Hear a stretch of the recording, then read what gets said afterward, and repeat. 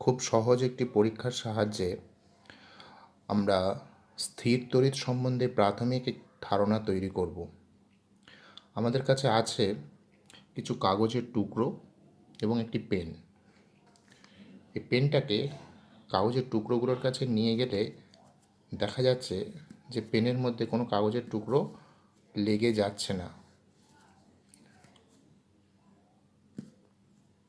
এবার এই পেনটাকে শুকনো চুলের মধ্যে কিছুক্ষণ ঘষলাম।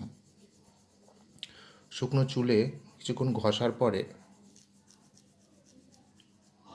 পেনটাকে কাগজের টুকরোর কাছে নিয়ে গেলে দেখা যাচ্ছে যে কাগজের টুকরোগুলো পেনের মধ্যে আটকে যাচ্ছে।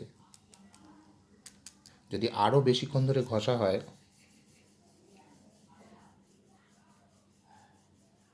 তাহলে দেখা যাবে যে কাগজের টুকরো আরও বেশি পরিমাণে তার মধ্যে আটকে যাচ্ছে।